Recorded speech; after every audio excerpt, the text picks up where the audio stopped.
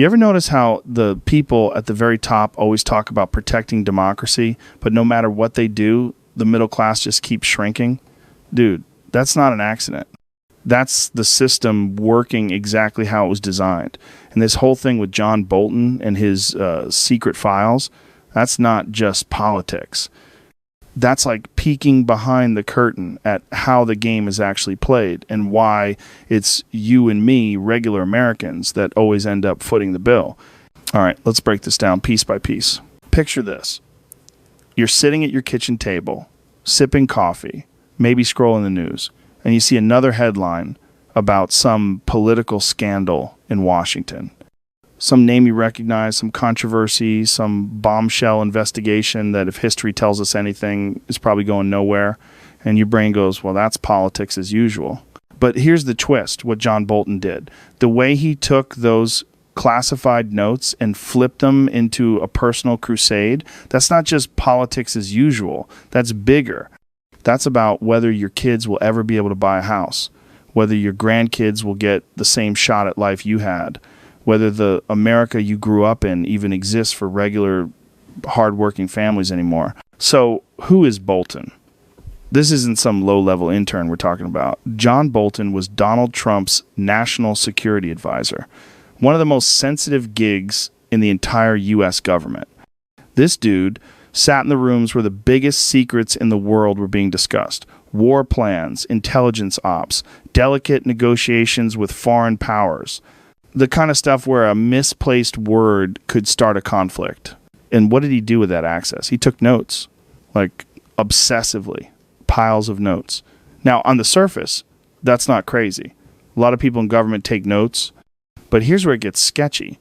Bolton leaves the Trump administration in 2019 and takes all those notes with him.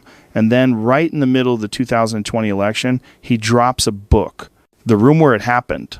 Now think about that timing for a second. A guy with access to the nation's most sensitive information deciding to weaponize his insider notes to drop a bomb during a presidential election year. That's not just bad manners. That's a potential breach of trust at the highest level. The Trump administration tried to block it. They went to court, sued him. And here's the fascinating part. The judge basically said, yeah, Bolton's not doing the country any favors here. He's releasing stuff from classified files, and it's not in America's best interest. But she didn't stop him. No injunction, no real punishment, just a shrug and, oh well, book's out. Fast forward. Election happens, Trump loses, Biden takes office. And the new administration, they quietly drop the investigation, case closed, just like that. Now, ask yourself, if your neighbor took confidential documents from their job and used them to sabotage their old boss during a big business deal, what would happen? They'd be fired. They'd be sued. Probably face criminal charges, maybe even jail. But Bolton, he writes a bestseller and walks away clean. That's the double standard. That's the two-tiered system. Because when you're in the club, when you've got the right connections, the rules are different. And that's why this story isn't really about Bolton. It's about something bigger.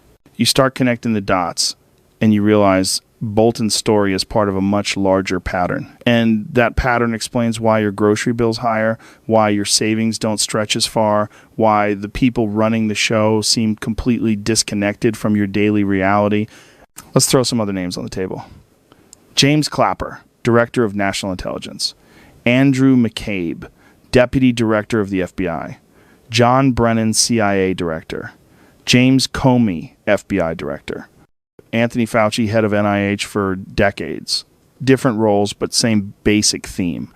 These people held enormous power, the kind of power that shapes not just policy, but how Americans live, work, even what we believe about the world.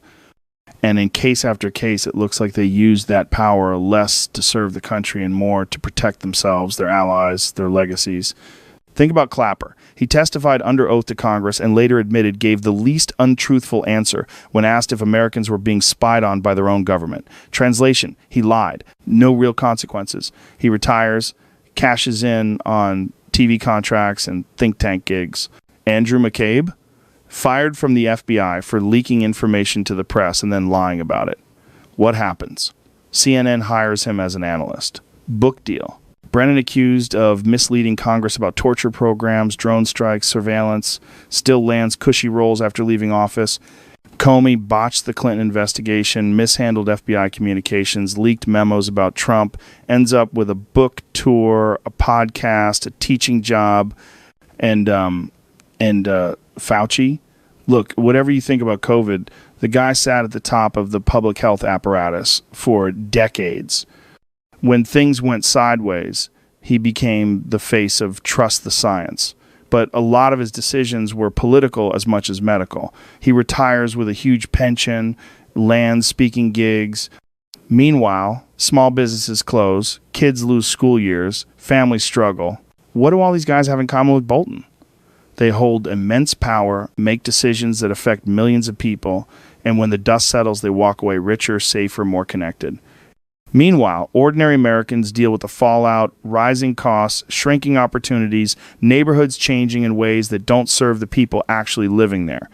So when Bolton takes classified notes and turns them into a book to hurt Trump during an election, the real story isn't, oh, Bolton versus Trump. The real story is, this is how the system works. If you're in the club, you can bend the rules, and if you play your cards right, you get rewarded for it. And dude, here's the part that really messes with your head. Both parties do it. Republicans, Democrats, doesn't matter. At the top, the club protects itself. They fight on camera, then go to the same dinners, join the same boards, and cash the same checks. And you and I, we're the ones left holding the bag. Because while the elites are playing chess with national security files and insider notes, you're out here wondering why your kids can't afford a starter home, why healthcare is out of control, why every paycheck feels smaller. And the truth is, it's all connected. Bolton's secret files, Clapper's testimony, McCabe's leaks, Fauci's decisions. It's all part of a larger pattern where people in power bend the system for themselves and the costs get pushed down onto ordinary people. That's why the middle class keeps shrinking. That's why every scandal feels the same, because at the end of the day, nobody at the top really pays a price. And that's why this story matters. It's not just about Bolton. It's about a system where the rules don't apply equally. And until regular people start paying attention to those patterns, not just the headlines, nothing changes. Man, let me lay it out like this. During the Biden years, these folks at the top, Bolton, Brennan, Fauci, Comey, all of them, they basically had a free pass. What you could call a free hand or even a kind of unofficial clemency. Nobody at that level was held accountable. Decisions that wrecked ordinary Americans, nothing. No consequences. Instead, these people get rewarded. They land cushy book deals, spots on TV, paid speaking tours. They become celebrities in that very specific bubble of the coastal elite. Meanwhile, if you're just some regular person trying to ask honest questions like, hey, why did COVID policies crush mom and pop shops while Amazon and Walmart made record profits? Or why does immigration policy feel like it's designed to undercut wages for working class Americans? You're instantly branded as some kind of extremist. That's the trick, right? Dissent gets rebranded as danger. And here's the crazy part. There's this deterrence problem built into the system. If you don't hold the powerful accountable, they just keep breaking the rules. But if you do try to hold them accountable, suddenly you're accused of revenge politics. So either way, the people at the top get protected. And the folks in the middle, the people who work hard, play by the rules, keep the lights on in this country, they're the ones paying the price. Now, let's get back to Bolton for a second. Because this guy is a perfect example of how arrogance and miscalculation at the top trickles down into real consequences for everybody else. Bolton could have done things differently.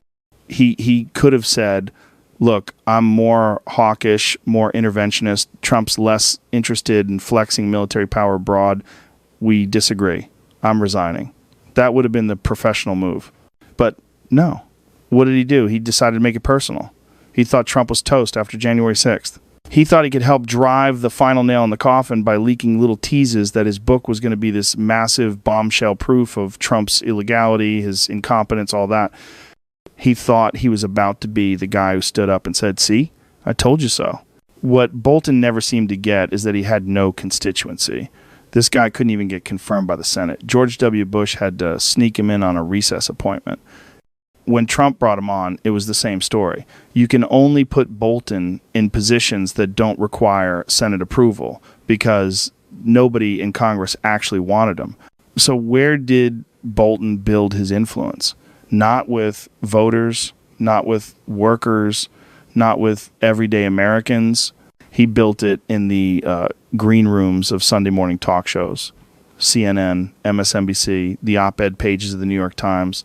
That was his battlefield. He's a creature of TV and insider chatter. And like so many others in that elite circle, he completely misread the actual mood of the country. It's the same mistake Bill Kristol made, or John Kasich, or Mitt Romney. These guys thought they were on the right side of history. They thought Trump was finished, that the grown-ups would swoop back in and reset everything to the old order. But here's what they forgot. They'd lost touch with the people who actually work for a living. The people who are scraping by on rising rents, insane grocery bills, college tuition that's gone off the charts. The folks who aren't at Davos or Aspen, but are in line at Walmart or busting their ass at a job site. That's where Bolton's story connects to your story. Because his arrogance, the arrogance of thinking he could weaponize classified information and the media machine to shape history, is the same arrogance that's been eroding the middle class for decades. Let me paint the bigger picture. Somewhere in the 90s and early 2000s, the Democratic Party made a strategic decision. And I'm not trying to be partisan here. This is just observable. They basically looked around and said, we don't really need the middle class anymore. We've got the wealthy donors, but we're the good wealthy people. And we've got the professional class, the lawyers, the consultants, the professors, the NGO types. They benefit from globalization, and they're with us. So you have this weird coalition form, not just billionaires, though they're in there, but also the upper middle professional elite, the people with graduate degrees, nice houses in safe neighborhoods, imported cars, private schools for their kids. These are the people who could still buy in expensive markets while whole regions of the country were hollowing out. And this class convinced itself it was saving the world. Climate change, global governance, diversity and equity programs, those became the priorities. But if you were middle class, if you were worried about buying a home, affording groceries, paying the electric bill, sending your kids to college without drowning in debt, forget it. You were treated like a complainer. Someone out of step with the future. And remember the language that started creeping in? Clingers, deplorables, chumps, even garbage people. Politicians and commentators said that openly. The assumption was that the middle class were just the losers of globalization. People who didn't learn to code or who worked in industries coal, manufacturing that elites had already decided were dead. Get over it. That was the vibe. Now, let's talk about how this shows up in culture, because it's not just policy. There's this sneering attitude that bleeds into the stuff we all see every day. Remember when that video went viral, a celebrity basically telling people not to go to certain restaurants because Mexican nationals were cooking the food and that you should just go eat somewhere authentic like Cracker Barrel? Total elitist condescension. The corporate world saw that and panicked. CEOs thought, we can't be associated with that kind of talk. But here's the problem. These CEOs, they're all from the same elite universities. They live in the same bubble as the political class, and they thought they could finesse it. So you start seeing these corporate rebrands, logos disappearing, traditions being scrubbed, advertising campaigns designed not for their customers but for their Ivy League friends. They figured nobody would care if they tweaked a logo or changed a brand identity. But guess what? People did notice. Regular Americans saw it for what it was. A signal that said, we don't really want your business anymore. You represent something backwards, something embarrassing about America. That's exactly what happened with Cracker Barrel. They start stripping away the imagery that connects with rural working class culture, and people instantly get it. This isn't about logos. This is about erasing you. And then you've got Bud Light, the infamous Dylan Mulvaney campaign. The execs thought they were being super clever, appealing to the new elite values. Instead, they alienated the very people who actually drink their beer. Or Look at Target's Pride Month displays done in a way that felt deliberately provocative to traditional families. Again, the execs thought this will play great in our social circles, but in middle America, it felt like another slap in the face. The arrogance is the same across the board. The same arrogance that drove Bolton to think he could topple Trump with a tell-all book. The same arrogance that leads corporate execs to think they can erase cultural traditions and nobody will notice. The same arrogance that leads policymakers to shrug at the struggles of the middle class while they pat themselves on the back for saving the planet. And here's the kicker. People do notice. They're not stupid. They can tell when they're being told in not so many words, you don't matter. This is why trust is collapsing. It's why institutions are breaking down. It's why a huge chunk of America feels like strangers in their own country. Because the people at the top, the Boltons, the Brennans, the McCabe's, the CEOs, they forgot who they're supposed to serve. And instead of listening, they doubled down, convinced they knew better. And man, history shows what happens when elites misread the people for too long. You get populist backlashes, you get political earthquakes, you get entire systems overturned. Bolton thought he was going to be part of the winning team, the grown-ups in charge. Instead, he became another symbol of how disconnected the top has become from the people holding the country together. You ever notice how there's always this breaking point? Like, people will put up with a lot being mocked, dismissed, told their values don't matter, but eventually they hit the wall. They go, all right, enough of this crap. That's where the backlash comes from. And it's never really about the beer or the stores or whatever logo gets changed this week. It's about something deeper, the sense that the big institutions, the ones that are supposed to serve all Americans, have basically been hijacked by a small circle of elites. And not just elites who are out of touch, but people who kind of openly dislike a big chunk of the country. That's where this connects back to John Bolton, because it's the same mindset. Bolton thought he was serving the right people, the people who matter. The crowd that buys the books, books the TV hits, sends the dinner party invites. He never thought about the bigger picture, like maybe the classified notes he was playing with didn't belong to him at all. Maybe they belonged to all Americans. He never thought that dropping a book of insider dirt during an election might actually undermine democracy, the very thing he pretended to be defending. And that's the core problem here. Whether it's Bolton or Bud Light execs or Target's marketing team, it's the same vibe. They've convinced themselves they're smarter, more moral, more important than ordinary people. They think they know what's best for you better than you do. Now, let's get into how that mindset actually spreads. And this might surprise some people. Universities, you'd think of them as places of learning, debate, expanding ideas. And yeah, when I was younger, universities leaned left, but it was a liberal left. You could still argue there was still room for free thought. But in the past couple decades, they've turned into something way more rigid, almost like ideological training camps. These schools aren't about serving America anymore. They've become global factories pumping out the new administrative class. Diplomats, lawyers, media figures, bureaucrats, corporate managers, and what are they taught? Basically, ordinary Americans are the problem, traditional values are obstacles, the middle class is selfish, and needs to be managed by people who know better. So instead of producing people who go, all right, how do we make life better for the folks in Akron or the steelworkers in Pittsburgh? They're producing people who see themselves as global citizens, Americans, second, if at all. And universities are swimming in foreign tuition money, massive endowments, DEI programs that are basically hostile to American traditions. That mindset is the soil Bolton grew out of. Not necessarily the schools themselves, but the mentality, the idea that America is something to be corrected, not something to be protected. And here's where it gets even crazier, because this isn't just about teaching. This group had another big idea. If you can't win over the existing culture, just change the demographics. And no, that's not some tinfoil hat conspiracy theory. They literally wrote books about it. Titles like Demography is Destiny and The Emerging Democratic Majority. They bragged about it. They were saying the quiet part out loud. We're going to reshape the electorate so we can lock in permanent political power. But here's the trick: when anyone noticed, when someone like Tucker Carlson pointed out what was happening, suddenly it was, oh, you're peddling the Great Replacement theory. That's racist. You can't talk about that. It's wild. When they say it, it's strategy. When you notice, it's a conspiracy.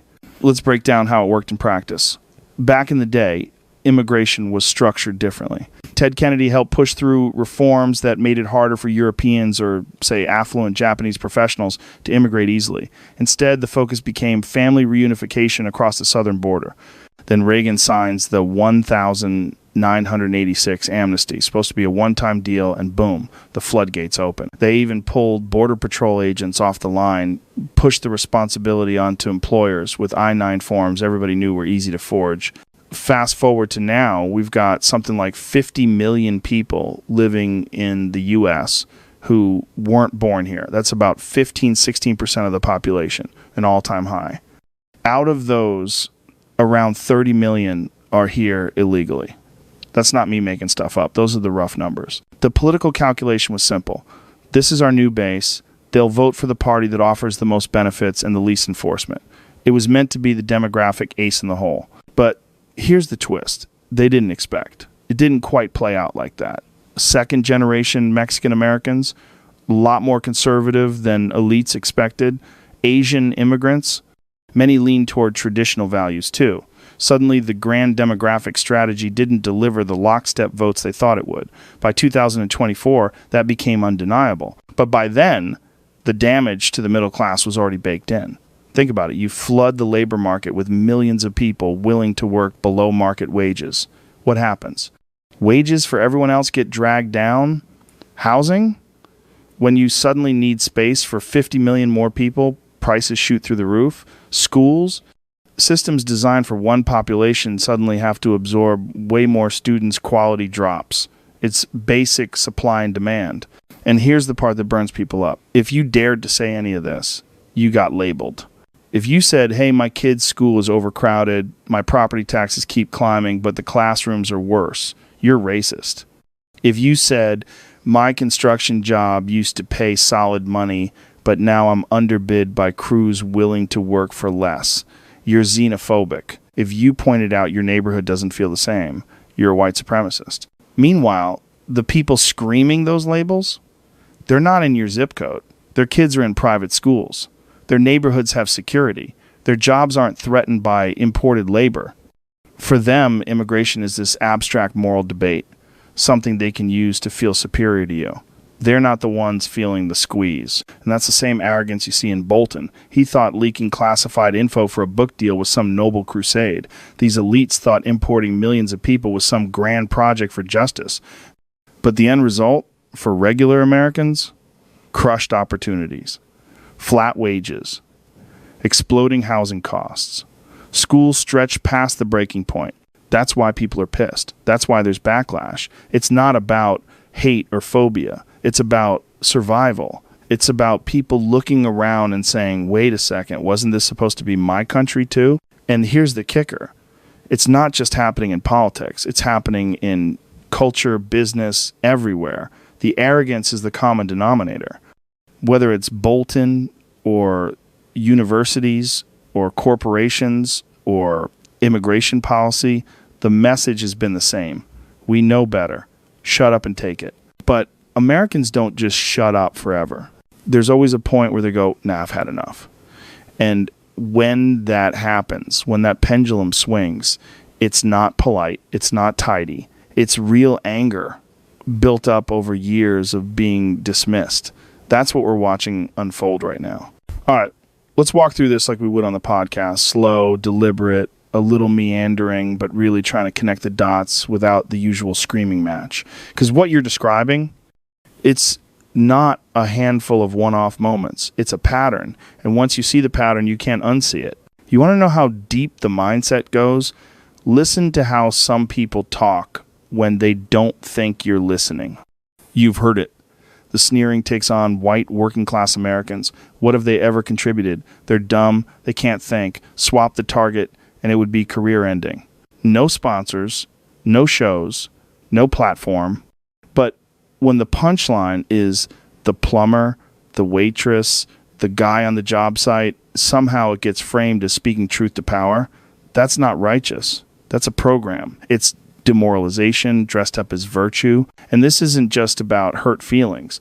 This is about telling the biggest chunk of the country, the people who fix the lines, stock the shelves, keep the lights on, that they have no legitimacy. No right to complain when policy wrecks their neighborhoods. No moral standing to object when the rules bend for some and crush others. If you convince people they're monsters, you can justify almost anything you do to them. That's the trick. But here's the part the architects of that trick didn't plan for. There's a backlash threshold.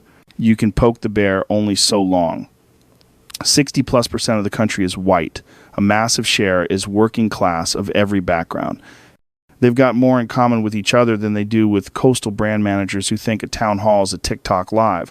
And after years of being told they're the villain of every story, they're done. That's the mood out there. You see it in 1,000 little ways. People are sick of paying taxes while watching services crumble. They're sick of being lectured by institutions, schools, media, corporations that mock their values and then ask for their business.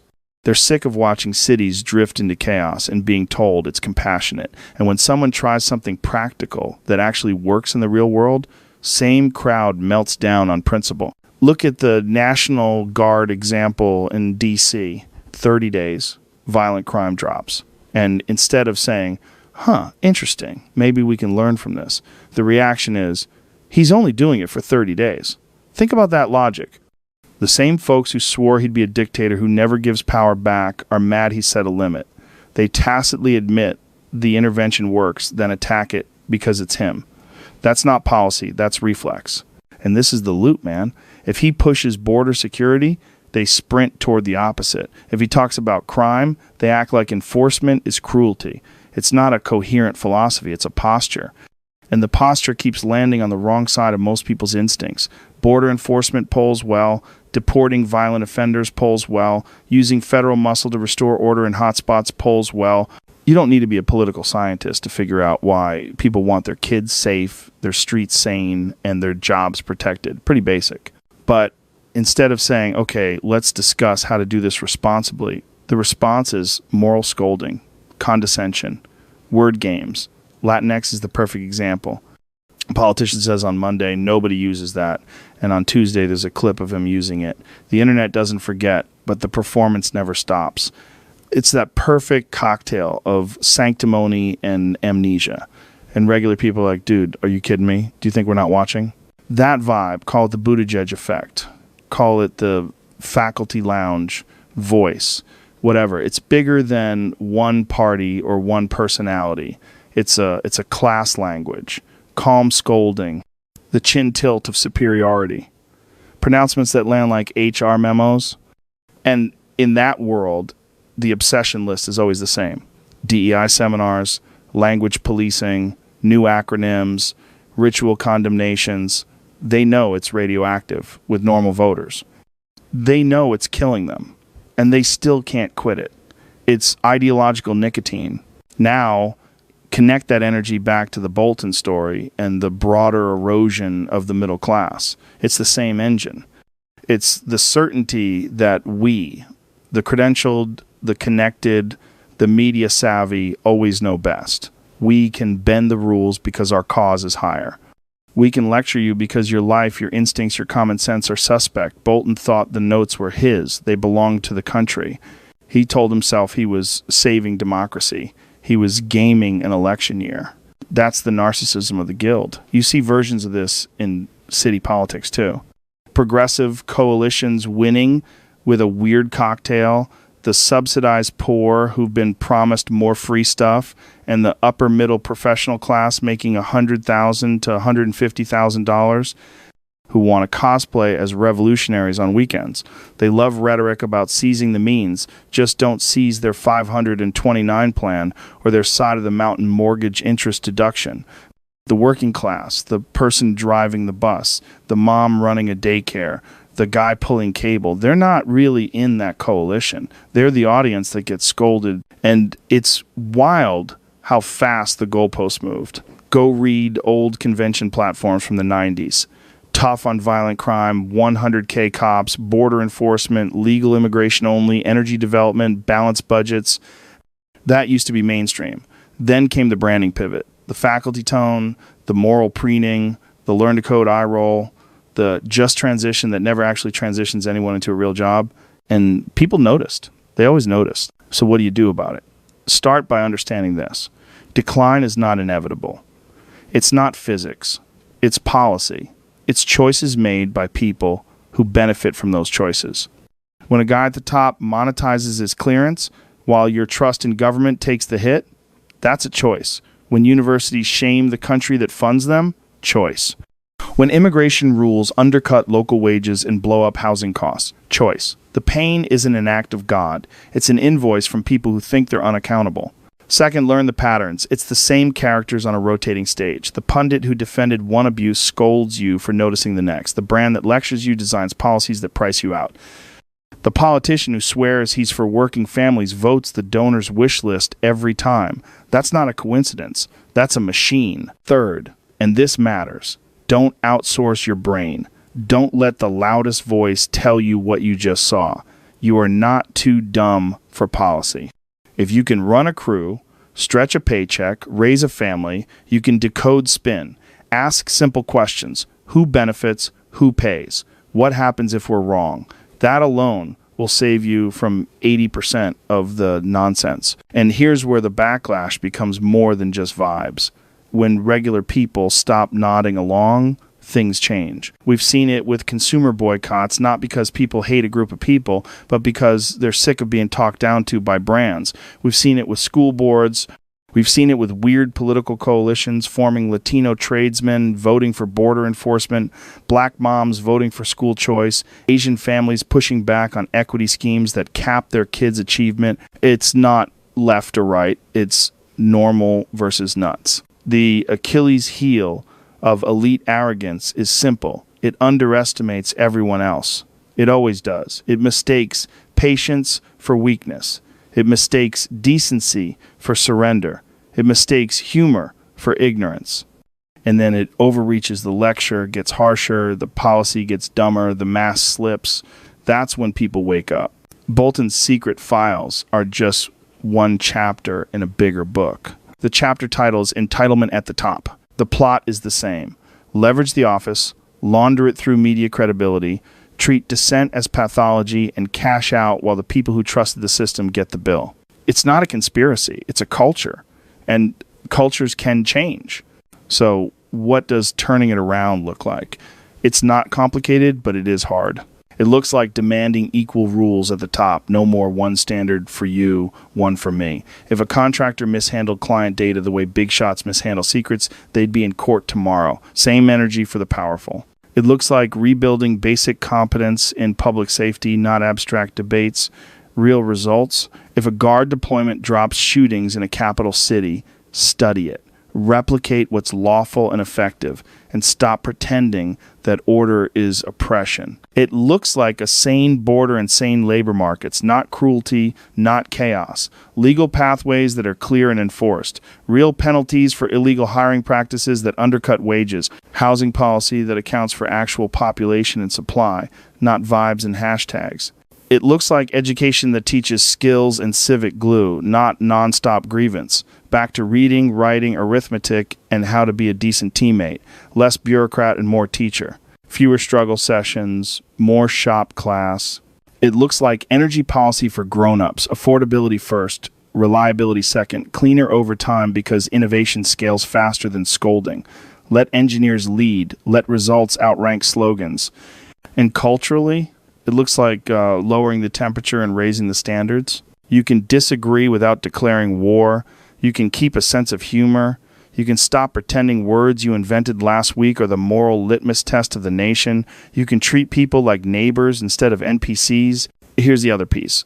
The middle class isn't a demo to target. It's the country. When working Americans of every background act shoulder to shoulder, it scares the hell out of the people who rely on slicing you into factions. That's why the messaging is always tribal. Pit class against class, race against race, town against city. Don't fall for it. That welder and that nurse and that small business owner have the same core goals: safety, opportunity, dignity, and a fair shake. So I'll turn it back to you the way I would on the show. Do you think the middle class still has the juice to turn this around? Can the guy who does HVAC in Phoenix, the teacher in Scranton, the Uber driver in Houston, the retiree in Des Moines pull in the same direction long enough to force accountability? Because that's the lever. Not a savior, not a mascot, you. If this hit something you felt but couldn't quite name, do the simple stuff that actually works. Talk to your people. Share it with someone who thinks they're alone for noticing what they notice. Push back at work without being a jerk. Show up when it counts. Local meetings, school boards, primaries. That's where the machine is soft. And yeah, hit like, subscribe, whatever the platform wants me to say, not because I need the dopamine, but because reach matters. The more folks who understand the pattern, the harder it is to run the playbook. Sunlight doesn't just disinfect, it deprograms.